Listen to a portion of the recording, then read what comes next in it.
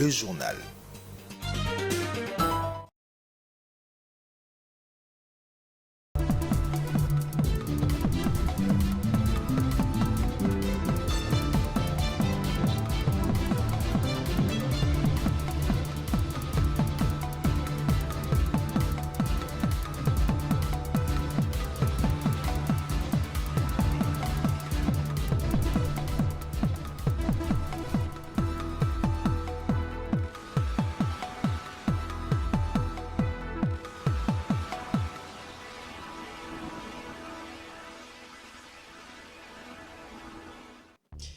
Autour du Premier ministre ce mardi, les parlementaires membres de l'Union sacrée se sont réunis à l'hôtel du gouvernement, bien que rien n'a fuité jusque-là. Il faut dire que cette rencontre intervient dans un contexte où les grands enjeux politiques au pays se dessinent. Et puis en Angola, le président João Lourenço vient de donner son accord pour des dépenses d'1,4 milliard de dollars américains au profit de la construction d'un chemin de fer à Luanda, une autorisation qui intervient 3 ans après la signature du protocole d'accord dédié à ce projet. Mesdames et messieurs, voilà tout pour les titres. Bonsoir et bienvenue à cette session d'information. Nous allons commencer ce journal avec cette information en bref. L'heure des grands enjeux politiques en République démocratique du Congo, le Premier ministre Sam Maloukonde a réuni autour de lui les partenaires de l'Union sacrée de la Nation. L'objet de cette rencontre qui a eu lieu aujourd'hui à l'hôtel du gouvernement n'a pas fuité. Nous y reviendrons avec force détail dans notre prochaine édition. Et puis, la ministre nationale des Mines, Antoine Tsamba Kalambayi, a reçu dans son cabinet de travail une forte délégation de l'entreprise minière Barrick Gold Corporation, actionnaire gérant de Kibali Gold Mine, conduite à sa tête une délégation conduite par son directeur général Cyril Mutombo. Cette délégation de Barrick est venue présenter à la patronne des mines au RDC son rapport d'activité du premier trimestre de l'année en cours et les perspectives d'avenir pour les 3 trimestres restants. Dit 17 avril 2023, Antoinette Ntsamba Kalambayi, ministre nationale de Mines, a reçu dans son cabinet de travail une délégation de Barrick Gold Corporation conduite par son directeur général Cyril Mutombo. Cette délégation est venue présenter à la patronne des mines le rapport d'activité du premier trimestre de l'année 2023 et les perspectives d'avenir pour les trimestres restants. Pour Cyril Mutombo, les bilans du premier trimestre de 2023 est largement positif. Il était pour nous temps de voir notre autorité de tutelle pour lui faire rapport de nos activités et principalement les opérations de Kibali. C'est le premier trimestre de l'année que nous venons de clôturer, donc nous devrions lui dire exactement comment nous avançons au niveau des opérations, qui d'ailleurs, je le signale, sont en train de bien avancer. Comme toute opération, les défis ne manquent pas, mais ce qu'il y a de très bien à Kibali, c'est que nous sommes en train de relever tous ces défis. Et nous l'avions aussi dit le trimestre passé, en décembre et en janvier. Les opérations de Kibali ont maintenant un directeur général qui est un Congolais. Nous faisions rapport à son Excellence, Madame la Ministre, que les choses avancent très bien avec un Congolais à la tête de ces opérations. Et nous sommes en train de voir une nouvelle dynamique qui se crée au niveau de Kibali. Et avec 95% du personnel congolais, c'est quelque chose de très encourageant.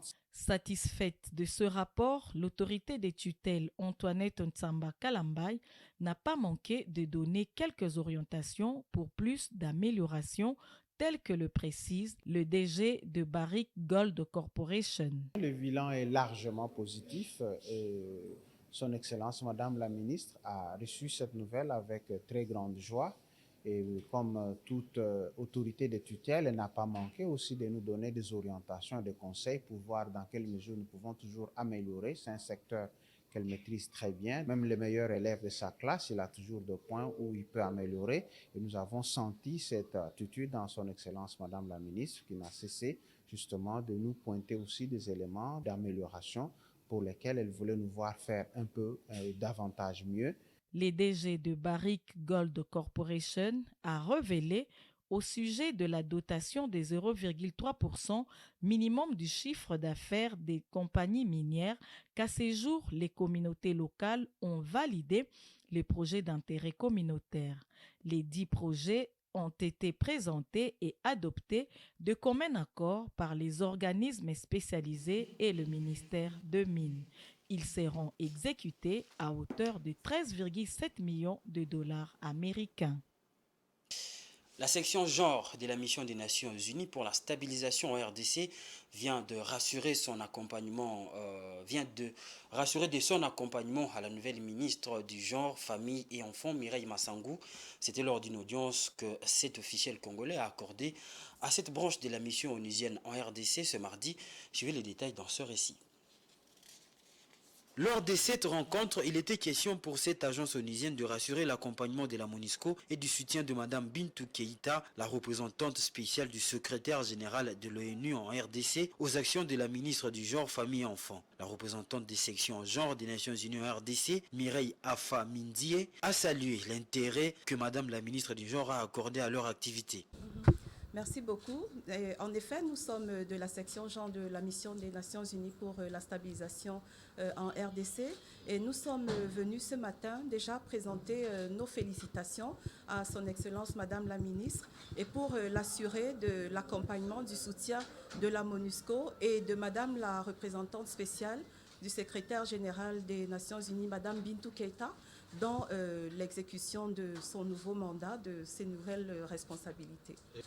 Madame la ministre est très intéressée à non seulement continuer les activités de la ministre précédente, mais aussi donc de bénéficier de l'appui de la MONUSCO dans la mise en œuvre de toutes les activités et de tous les programmes dont nous avons discuté, notamment en termes de participation des femmes congolaises au processus de paix en cours, les consultations de Nairobi, les initiatives de paix à Luanda, mais aussi parce que c'est une année électorale, donc de renforcer les capacités des femmes candidates donc pour accroître la représentation des femmes en politique. En tout cas, la presse vous dit sincèrement merci. Nous vous remercions. Pour sa part, Madame la ministre du Genre, Famille et Enfants a exprimé aussi sa détermination à s'engager dans la promotion du genre en République démocratique du Congo. Autre chose dans ce journal, dans un communiqué officiel de la primature rendu public ce lundi, il est indiqué qu'après l'adoption au Conseil des ministres, le Premier ministre Sama Lukonde a signé le samedi 15 avril 2023 deux décrets dont la substance porte sur la prorogation de la suspension de la perception de la taxe sur la valeur ajoutée TVA en sigle sur le produit de première nécessité et sur certains biens dans les domaines de la cimenterie et de l'immobilier jusqu'au 31 décembre 2023. Suivez les détails.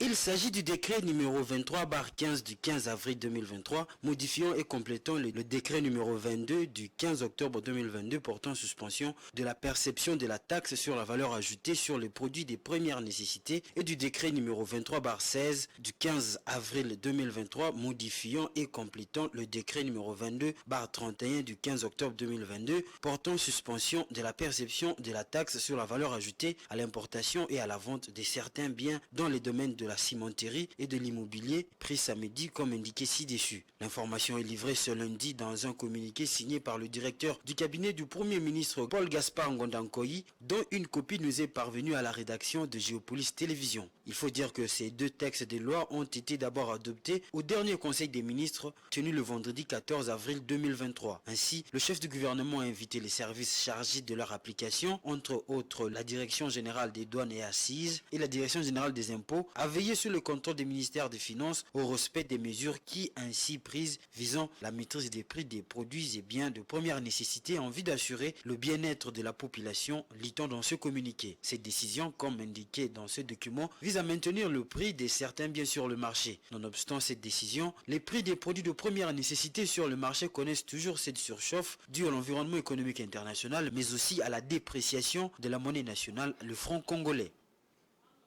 On va parler politique dans ce journal après avoir lancé officiellement son parti Action pour la dignité du Congo et de son peuple, ADCP en sigle, à Kinshasa, et obtenu sa carte d'électeur à Kisangani. Corneille Nangaa s'est rendu le week-end dernier à Lubumbashi, dans la province du Haut-Katanga, où il a procédé à l'implantation de sa formation politique et l'installation des bureaux fédéraux. Il a également, à cette occasion, présenté aux militants l'offre politique de son parti. Jojo Moulamba et Stani Samba.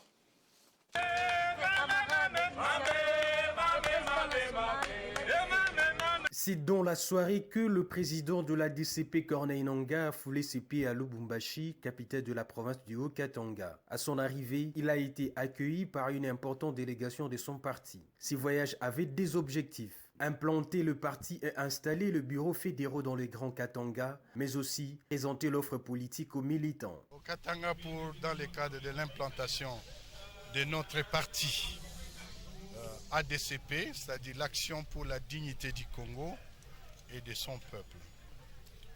Nous sommes donc au Katanga, nous sommes venus pour installer les bureaux fédéraux du Grand Katanga général, c'est-à-dire qu'à Lubumbashi d'abord, ça devrait se poursuivre à Kolwezi, à Kamina et à Kalemi.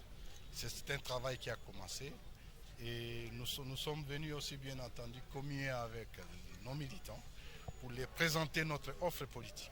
Parce que c'est ça la différence qu'il y a entre notre parti et les autres. Nous, on ne vient pas bredouille, on est venu avec une offre pour le Congo.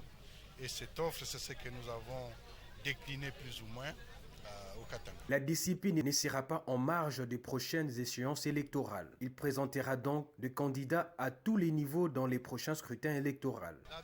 La DCP sera en compétition. La DCP va participer au scrutin à venir. Et la DCP sera dans cette compétition à tous les niveaux des scrutins.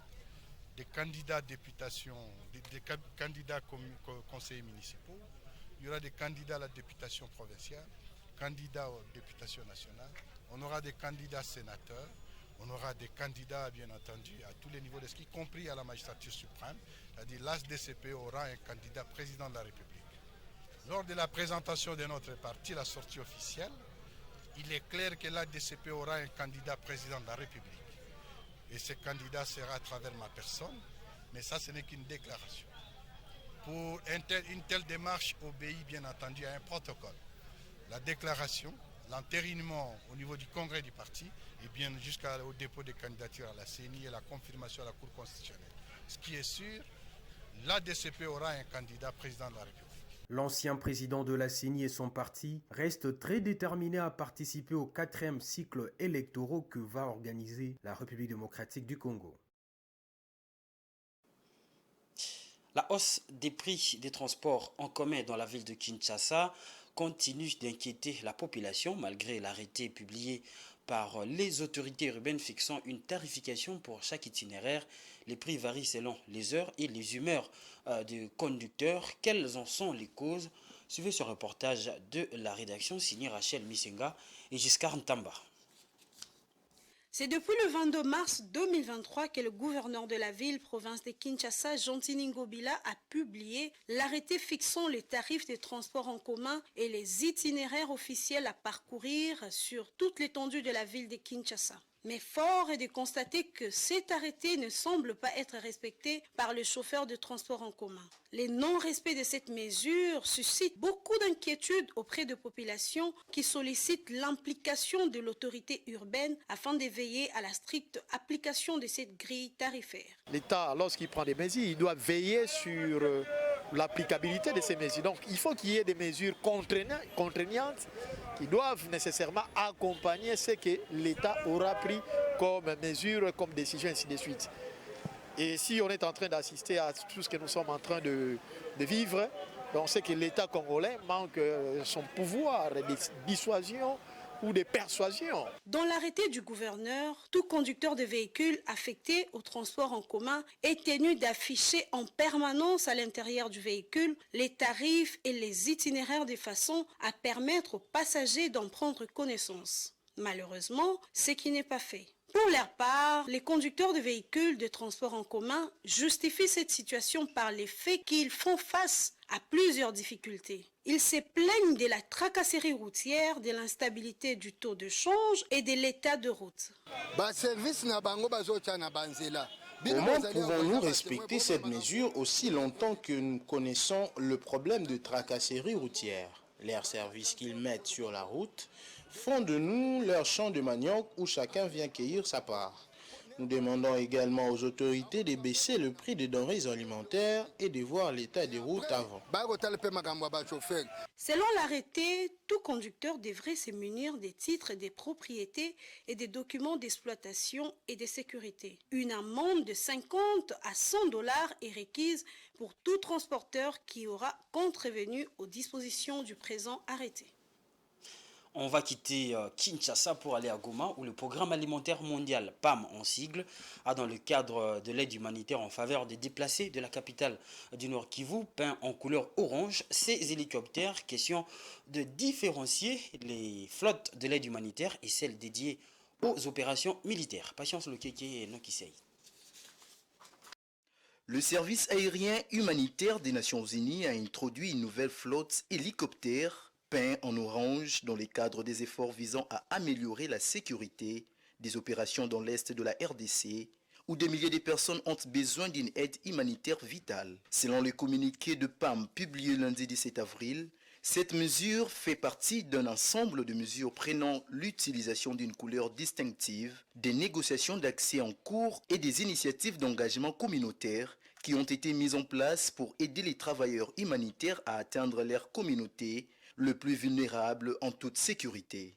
Les hélicoptères orange sont un symbole de la paix pour les travailleurs de première ligne afin qu'ils puissent atteindre ceux qui ont le plus besoin. Pour rappel, le service humanitaire des Nations Unies avait suspendu ses vols en février dernier dans l'est de la RDC après qu'un de ces hélicoptères a été visé par des tirs alors qu'elle reliait Walikale et Goma au nord Kivu. En sport, le tournoi de football Fatih Cup sera organisé à Kinshasa au mois de juin prochain. Cette compétition, qui sera financée par la FIFA et la CAF, se déroulera au Stade des Martyrs avec les 8 sélections de moins de 20 ans de l'Afrique centrale, membres de l'INIFAC. Cette annonce est intervenue au cours de la réunion entre le ministre des Sports, Claude-François Kabulo Mwana Kabulo, et les membres de la Fédération congolaise de football association ce lundi. Léchit Kouzola pour les détails. La ville de Kinshasa, capitale de la République démocratique du Congo, va accueillir au mois de juin prochain une compétition de football dénommée Fatih Cup sous la bénédiction de la Fédération internationale de football association FIFA et la Confédération africaine de football CAF. La nouvelle a été annoncée au ministre des Sports et Loisirs François-Claude Kabulo Mwana Kabulo ce lundi 17 avril 2023 par les comités de la FECOFA. D'après le secrétaire général de la FECOFA belge Sito Atala, ce tournoi de football réunira 8 sélections nationales de moins de 20 ans de la zone Afrique. C'est un tournoi qui sera totalement pris en charge par la Fédération internationale de football association. De ce vendredi, une délégation puisse traverser au Brazzaville, c'est là où se trouve le président de l'INIFAC, le président Guy Mawelas, président de la FECOFOOT, par rapport à la faisabilité de ce tournoi. Ces tournois visent à rendre compétitives et aguerries les équipes nationales U20 de la région du centre d'Afrique, peignent depuis toujours dans des compétitions de grandes envergures des juniors, entre autres la CAN et la Coupe du Monde. Il sera organisé par la FIFA et la CAF dans le cadre de l'Union de fédérations du football d'Afrique centrale, UNIFAC en sigle. Le tournoi Fatih Cup va se jouer au Stade de Martyrs qui suit les travaux de réfection. Son Excellence a également fait des avancées significatives puisque la Confédération africaine de football a autorisé que le stade qui n'est pas approuvé, donc qui est normalement fermé, soit réouvert pour les rencontres de certaines catégories, notamment le football féminin qui va déjà organiser dès ce 22 la finale du tournoi interuniversitaire, ainsi que la Dinafoot qui va probablement reprendre. La RDC va y participer avec sa sélection des léopards U20 conduite par Michel Dinzey. Les 6 autres sélections juniors de l'UNIFAC, dont le Congo et la RCA, dernière phase finaliste de la CAN U20 Égypte 2023, vont se mesurer aux fauves de la RDC. Voici par ailleurs la liste de pays membres de l'UNIFAC. Congo, RCA, Sao Tomé et Principe, Cameroun, Tchad, Guinée équatoriale, République démocratique du Congo. Au cours de cet entretien, le dossier relatif à la reprise du championnat national de football a été également au centre des discussions. On va faire place maintenant à l'actualité internationale. La ville de Kinshasa. Le projet chemin.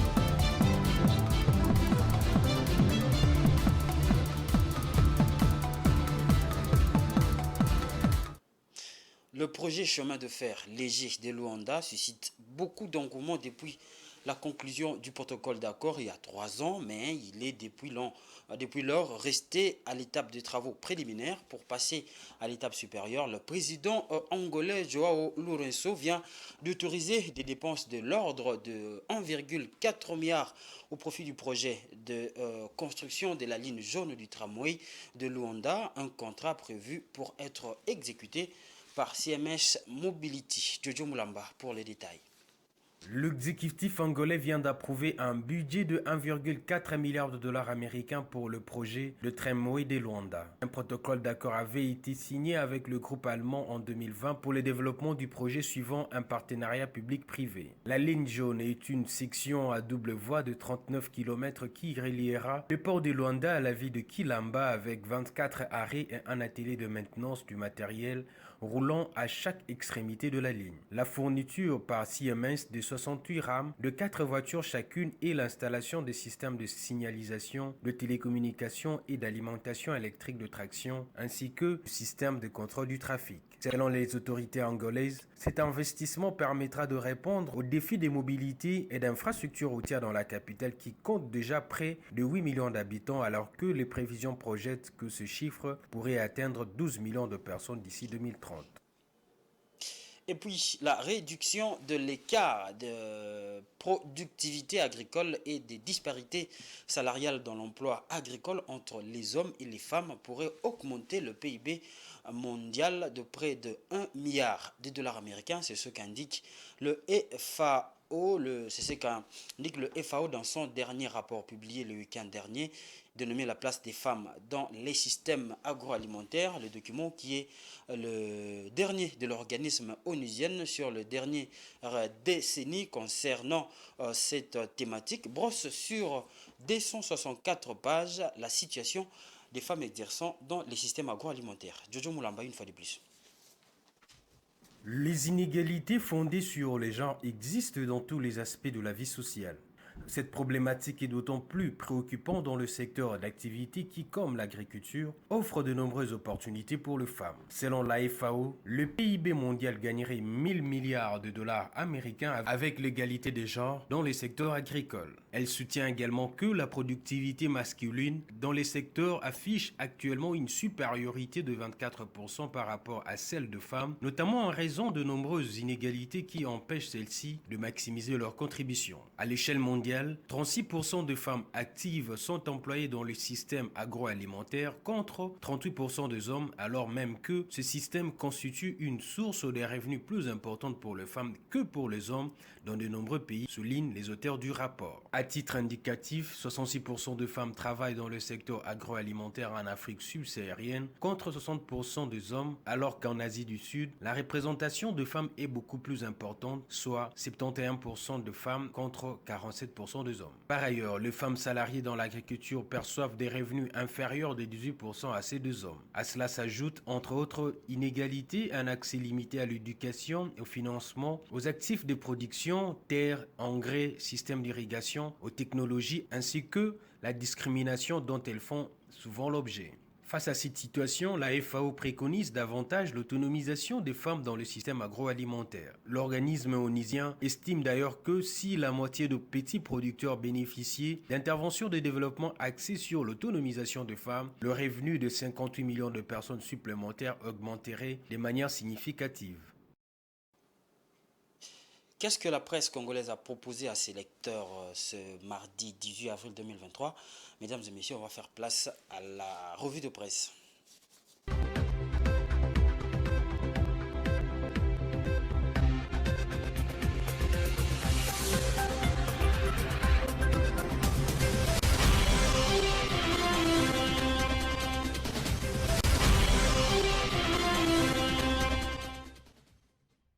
Madame, Monsieur, bienvenue à cette revue de presse de journaux parus ce mardi 18 avril 2023 dans la ville de Kinshasa. Le briefing de presse tenu à Goma par le ministre de la Communication Patrick Mouyaya et le cadre national de la concertation des parties prenantes du secteur minier en République démocratique du Congo ont été au cœur des journaux parus dans la capitale. Commençons par ces titres de Forum des As qui écrit « Paul Kagame, le masque tombe ». Au journal des dires que le ministre de la Communication et Médias Patrick Mouyaya est revenu hier lundi 17 avril lors du briefing de presse tenu à Goma sur les propos du président Paul Kagame qui a prétendu qu'une partie des terres du Rwanda était cédée à la RDC. Face aux médias de la ville volcanique, le porte-parole du gouvernement congolais, Verbe O, a affirmé que le chef de l'État rwandais est responsable de l'insécurité dans l'est du pays. Pour Mouyaya, la déclaration de Paul Kagame remettant en cause les frontières de l'Afrique participe à sa stratégie de manipulation habituelle. Paraphrasant ainsi le dire du ministre congolais, l'auteur précise pour Mouyaya, c'est là la véritable motivation de la politique rwandaise dans la région. C'est une guerre de pillage que Kagame mène. Les criminels sont connus. Ils sont recyclés de manière régulière par le président Kagame pour s'aimer la mort et la désolation dans l'est de la RDC et pour lui permettre de gagner la main sur les ressources qu'ils acquièrent frauduleusement, a déclaré le ministre Patrick Mouyaya. Dans ces mêmes dossiers, le journal L'Avenir y revient pour dire Kagame a perdu la boussole. L'auteur de l'article précise, en s'inspirant des dires de Mouyaya, Kagame n'est autre que la provocation. De toute évidence, dit-il, il est important pour nous de ne pas donner écho à ces discours, d'autant plus qu'il tend à changer les débats dans sa stratégie de manipulation actuelle. Maintenant que nous avons démontré que le FDLR est un parfait faux prétexte pour envoyer ses troupes en RDC, maintenant qu'on a démontré que la question de réfugiés est un alibi, d'autant plus que nous, avec les HCR, on a déjà commencé la collaboration. À ce sujet, la RDC n'a jamais dit non au retour de ses compatriotes au Rwanda. D'ailleurs, il oublie de dire qu'il y a plus de réfugiés rwandais en RDC que de réfugiés congolais au Rwanda, peut-on lire. Il faut dire que les journaux parus ce mardi ont également accordé l'importance sur le cadre national des concertations des parties prenantes du secteur minier en République démocratique du Congo. Le tabloïd La Prospérité écrit « Cadre national des concertations des parties prenantes du secteur minier en République démocratique du Congo, CVPS François Mwamba donne rendez-vous pour le 20 avril 2023. C'est sous le haut patronage du président de la République Félix Antoine Tshisekedi Tshilombo que le conseil présidentiel de veille stratégique coordonné par M. François Mwamba, va organiser jeudi 20 avril 2023 la toute première réunion du cadre national des concertations des parties prenantes du secteur minier en République démocratique du Congo. Ce grand événement se déroulera à l'hôtel du Fleuve dans la commune de La Gombe. Il convient de rappeler que lors de la rencontre de restitution des conclusions issues des tables rondes provinciales Ituri, Nord Kivu et Sud Kivu sur la gouvernance minière artisanale en République démocratique du Congo du 24 au 26 mai 2022 à Kinshasa, les participants se sont vivement prononcés pour la mise en place d'un comité national de suivi des activités minières afin de fédérer les solutions des comités provinciaux de suivi des activités minières, conclut le journal. Ayant également éclairé l'opinion, le média en ligne Actu 30 est revenu sur les objectifs de cette réunion. D'après ses communiqués de presse, l'initiative présidentielle poursuit des objectifs ci-après. Renforcer la responsabilité sociétale des entreprises minières, améliorer la gouvernance minière et maximiser le revenu minier par une meilleure gestion de la redevance minière et des recettes des ventes à l'exportation et des autres principaux droits et taxes. En outre, 150 participants sont attendus pour ces assises pour permettre de discuter des défis de la modernisation de l'exploitation minière artisanale en République démocratique du Congo, causes et pistes de solutions, écrit ces médias. Vous étiez nombreux à suivre cette revue de presse. Madame, Messieurs, nous vous fixons rendez-vous à la prochaine. Ce journal est fini. Moi, je vous rappelle les titres. Autour du Premier ministre ce mardi, les parlementaires membres de l'Union sacrée de la Nation se sont réunis à l'hôtel du gouvernement. Bien que rien n'a fuité jusque-là, il faut dire que cette rencontre intervient dans un contexte où les grands enjeux politiques au pays se dessinent. Et puis, à l'international, vous avez suivi l'Angola. Le président João Lourenço vient de donner son accord pour des dépenses d'1,4 milliard de dollars américains au profit de la construction d'un chemin de fer à Luanda, une autorisation qui intervient 3 ans après la signature du protocole d'accord dédié à ce projet. Ce journal est complètement fini, mesdames et messieurs. Merci de l'avoir suivi, mais ne nous quittez pas. Suivez la rencontre entre Real Madrid et Chelsea dans le cadre des phases des quarts des finales de la Ligue des Champions. Vous allez suivre commentaires et analyses de Blessed Kouzola et ses invités.